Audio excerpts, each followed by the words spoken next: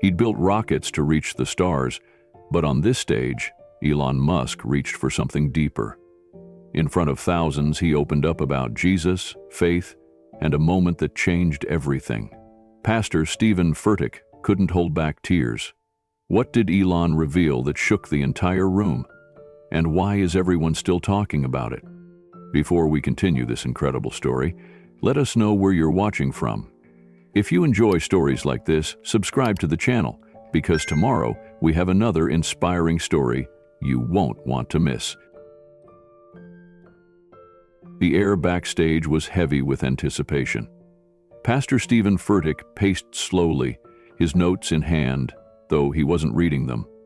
Something about today felt different, off-script, unscripted, and deeply personal. He had hosted countless guests before, but none like this. Wordlessly, a stagehand gave him the nod.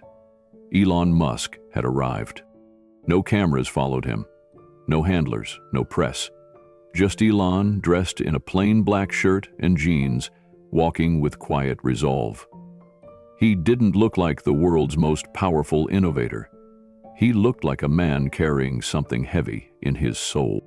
Steven caught his breath as Elon nodded a simple hello. The audience inside was already on edge, unaware of what was about to unfold. As Steven stepped onto the stage and began his sermon, the energy shifted. Then, in the middle of a sentence, he paused.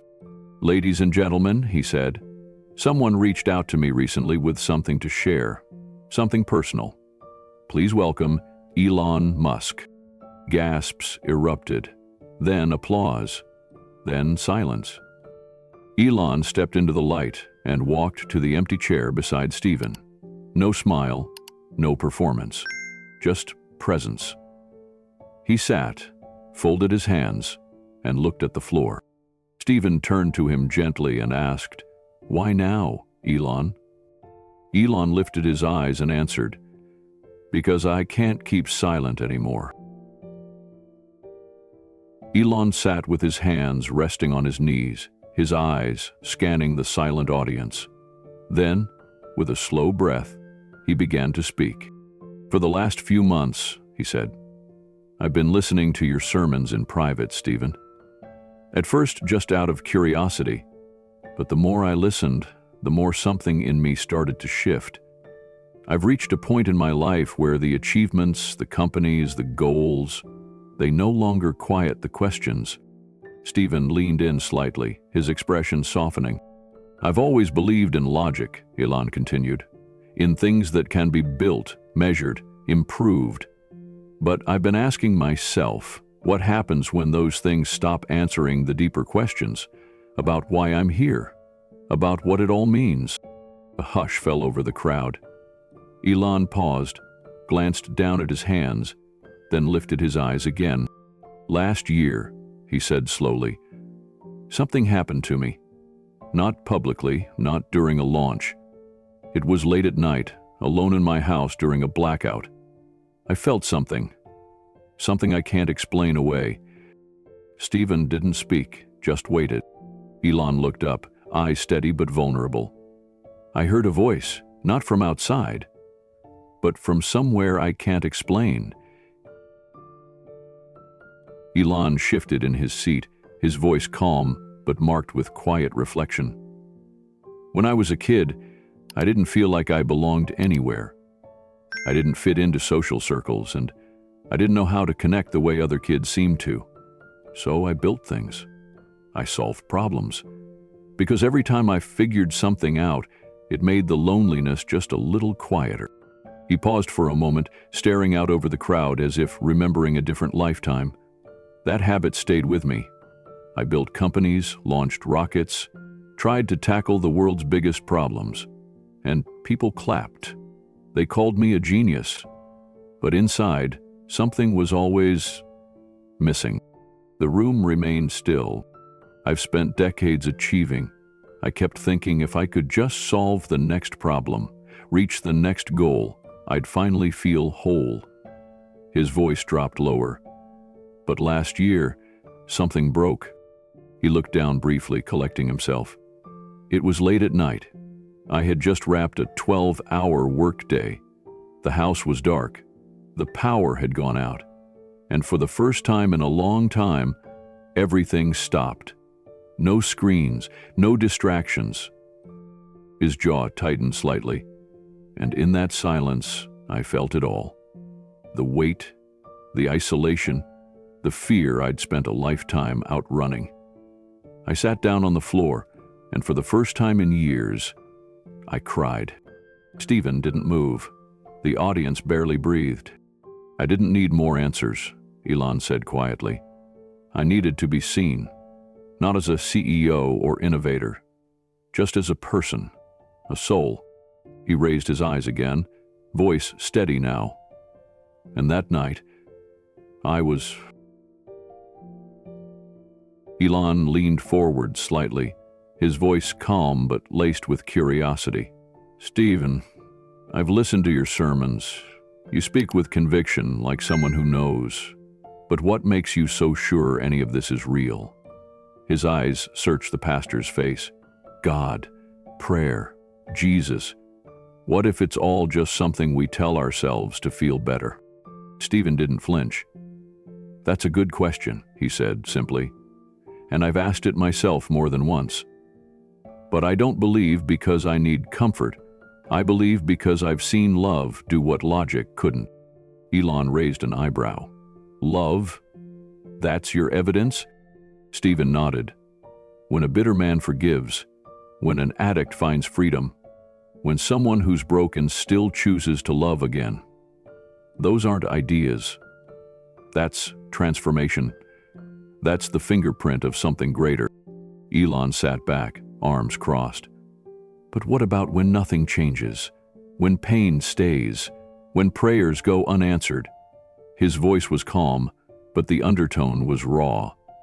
I've built rockets to escape gravity. When something doesn't work, I rebuild it. I solve it. That's how my world works. So how does faith fit into a world where things don't get fixed? Steven's expression softened. Maybe faith isn't about fixing. Maybe it's about standing in the mess and still choosing love, still hoping, still believing. But what kind of belief can survive that? Elon asked. The miracles in Scripture, walking on water, healing the blind, where's that now? Why don't we see that kind of evidence if it's all true? Steven took a breath.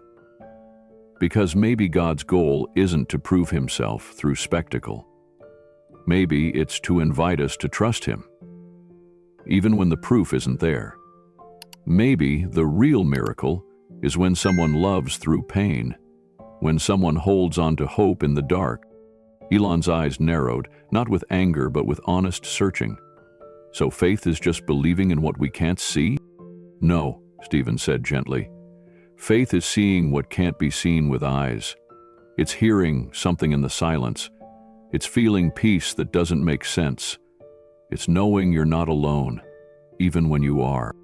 Elon paused, tapping his fingers against the arm of the chair. I've had moments like that, he admitted. Moments where I couldn't explain what I felt. I chalked it up to exhaustion, but part of me wondered if it was more. It's okay to wonder, Steven replied. Jesus never turned away doubters. He walked with them. Elon's voice dropped to a whisper. I want to believe. I really do. But I've lived my life proving things, testing theories, looking for patterns. What you're talking about, it's not something I can chart on a graph. That's why it's called faith, Steven said. But it's not blind faith. It's not irrational. It's relational. It's the kind of trust you place in someone who's never let you down, not because you can prove every step, but because something in your soul tells you it's real. There was a long pause. Elon looked at the crowd, then back to Steven. Then help me see, he said quietly. Because I think I want to. Steven reached across the space between them and gently placed a hand on Elon's shoulder. Then let's walk this road together, doubts and all. And for the first time, Elon didn't resist. He nodded. He was ready. Elon leaned forward, resting his elbows on his knees, eyes focused on nothing in particular. His voice dropped into something softer, almost reverent. "There was a night," he said, "that I haven't talked about until now. A few months before that hospital visit. It started like any other night. Late, quiet, me alone, reviewing specs for a SpaceX launch. I was up past midnight. The house was dark, quiet, efficient. Then, the power cut. A murmur stirred in the crowd. It wasn't just a flicker. Everything went out. Lights, Wi-Fi. Even the emergency systems failed for a while. My phone died. No backup generators kicked in. It was the first time in years I was truly alone, with no machine, no screen, no distraction." He paused, glancing sideways at Steven. "At first, it annoyed me. I'm used to control. If something breaks, I fix it. But that night, there was nothing to fix, nothing to adjust. Just silence." Steven's expression grew still, sensing the shift. I sat in my study, candles lit, feeling strangely exposed. I hadn't been without devices, data, or some kind of background noise in decades. And the silence, it wasn't empty. It felt... He hesitated, gathering his thoughts. That's when I felt it. The room was frozen, barely breathing. A presence, not a hallucination, not fear, just something, someone. I can't explain how I knew, but I did. It wasn't in the room, it was in me, around me, through me. His voice softened further, and then I heard a voice, not audible, not external, but it was real as anything I've ever known. It said, "What will it profit you to gain the whole world but lose your soul?" Steven inhaled sharply. The scripture was unmistakable. Matthew 16:26. "It stopped me cold," Elon said. "I didn't recognize the words at first. I thought it was my own subconscious. Maybe exhaustion, stress, old memories bleeding through. But those words, they echoed in me for days." He looked up now, making eye contact with Steven. "I didn't grow up quoting Bible verses. I knew of Jesus, but he was more of a figure of history to me, like Newton or Einstein. But this was personal. This question, it pierced me." Steven's eyes were wide with awe, but he stayed silent, letting Elon continue. "I've spent my life building things, proving skeptics wrong, solving impossible problems. But that question, what will it profit me to gain everything and still lose myself? It wouldn't let go." He paused again, swallowing a wave of emotion. At first, I thought it was a warning, that I was doing something wrong. But the more I sat with it, the more I realized it wasn't guilt. It wasn't judgment. He leaned in, voice tight with conviction. It was love. The word hung there, surprising even him. That voice, that presence, it knew everything. My flaws, my ambition, my failures, my pride. And it didn't condemn me. It just saw me. Steven blinked hard, clearly moved. I'd read thousands of pages of science, engineering, psychology. None of them prepared me for what I felt that night. I was seen, known, and not just by myself, by something or someone I couldn't control, couldn't define, but couldn't deny.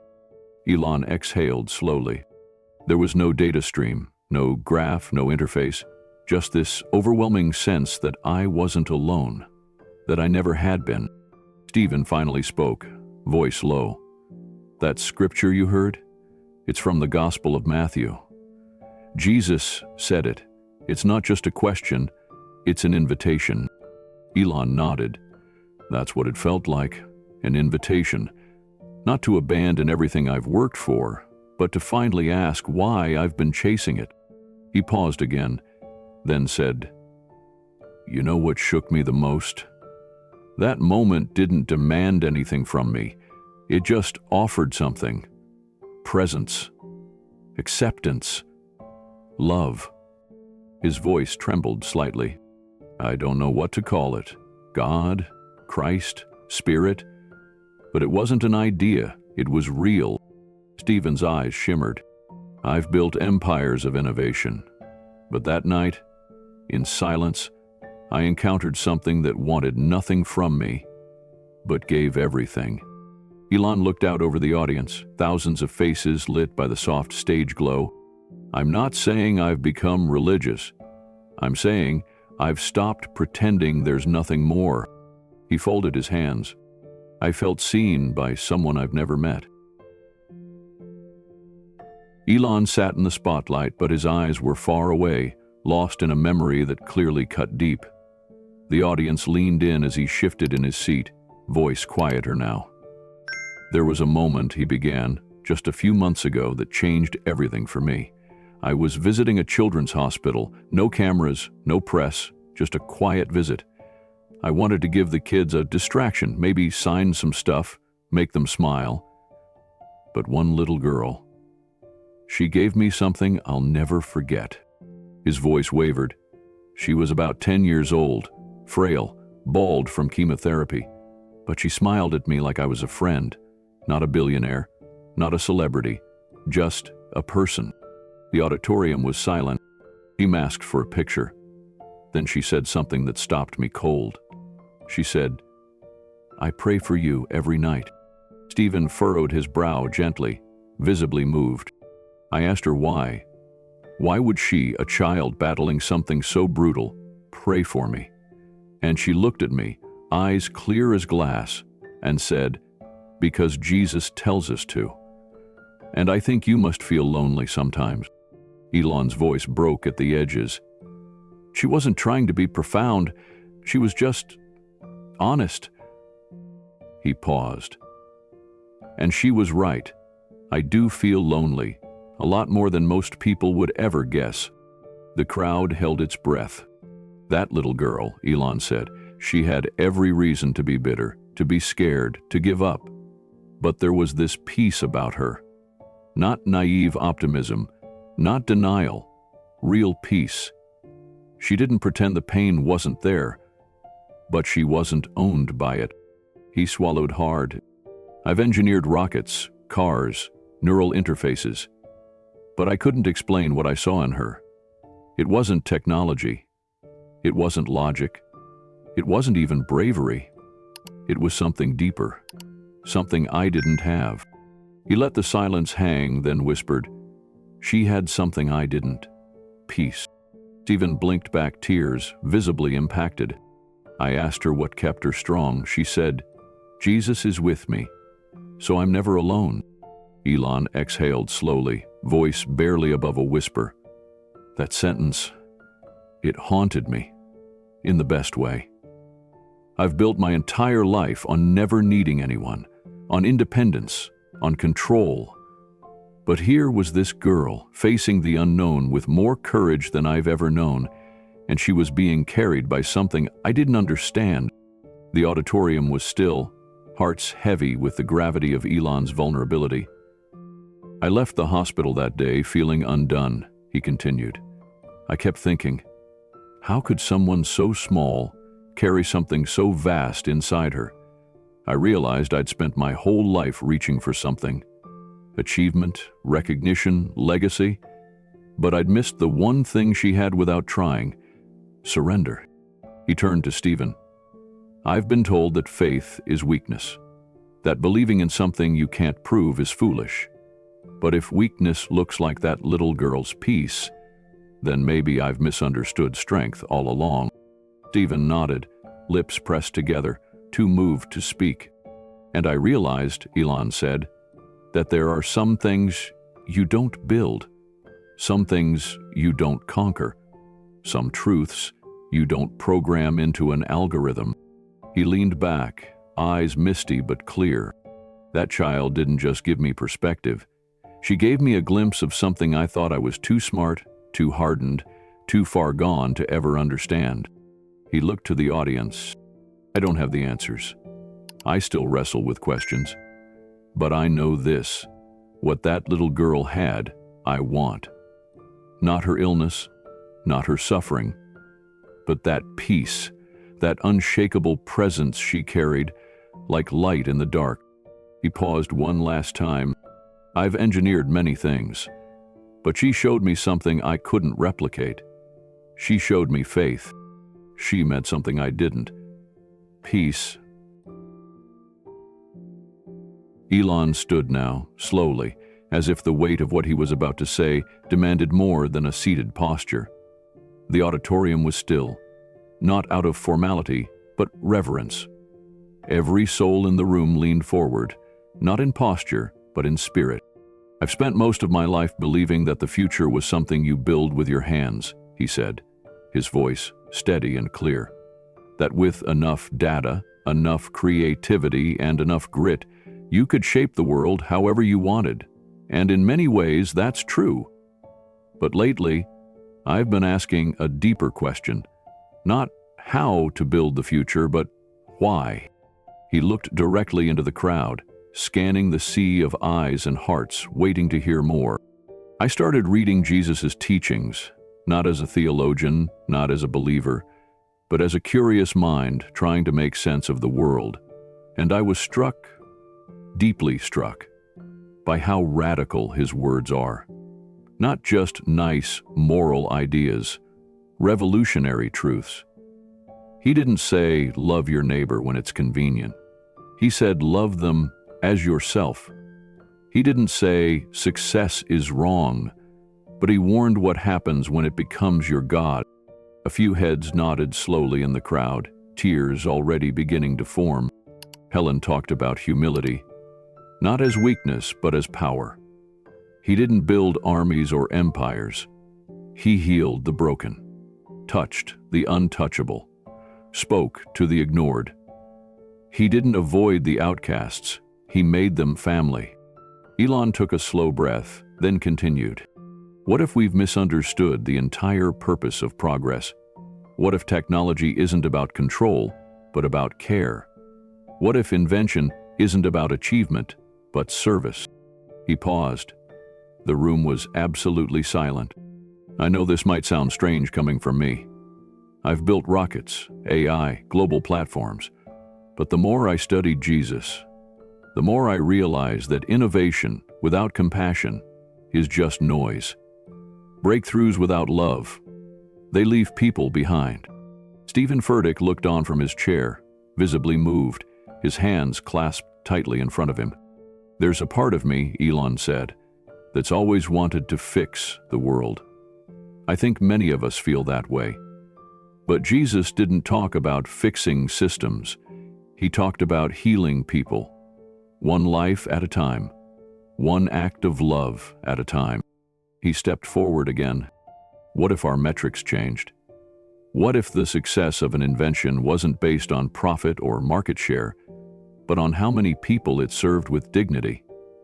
What if the questions guiding our companies and governments weren't just, can we build it, but should we build it? And even deeper, will it love our neighbor? The crowd stirred, visibly affected by the reframing. Imagine a world, Elon said, where the most brilliant minds applied themselves not just to innovation, but to reconciliation, not just to progress, but to peace. What if humility was the foundation of every launch, every policy, every new idea? He let that question linger in the air. I used to believe the future belonged to those who moved fastest. But now I'm beginning to believe the future worth building belongs to those who move with love. There was no applause. Not yet. Just the slow breaking of something old and the quiet birthing of something new. He looked around, locking eyes with strangers in the crowd. These aren't outdated ideas. They're not fairy tales. They're not obsolete. He placed his hand on his chest. They are the only blueprint I've found that leads to a world worth dreaming of. He stood silent for a moment, as if to honor the truth of what had been said. Then came the final words. The more I study Jesus, the more I see a future worth building." The moment lingered in the silence after Elon's final words. Then, he turned to Steven with a different kind of intensity. One not driven by competition or vision, but by conviction. "I want to do something," he said quietly but firmly. "Not just talk about love, but put it into motion." Steven leaned in. "What do you have in mind?" Steven looked out across the audience, then back at Steven. "Let's launch a new kind of initiative. Call it bridge teams. Groups of people from different beliefs, backgrounds, and even opposing views working together in their communities. Not debating theology, just serving, building." The room grew still again as the weight of the idea sank in. "We've built incredible machines," Elon said, "but now it's time to build trust. Let's show the world what happens when love becomes the engine." Steven didn't hesitate. "I'm in," he said, his voice thick with emotion. "Completely." A ripple moved through the crowd. Then, like a wave, people began standing. Strangers reached across aisles, hugging, some crying, some simply placing a hand on another's shoulder. Elon stood back and watched, his face softening. This wasn't a product launch.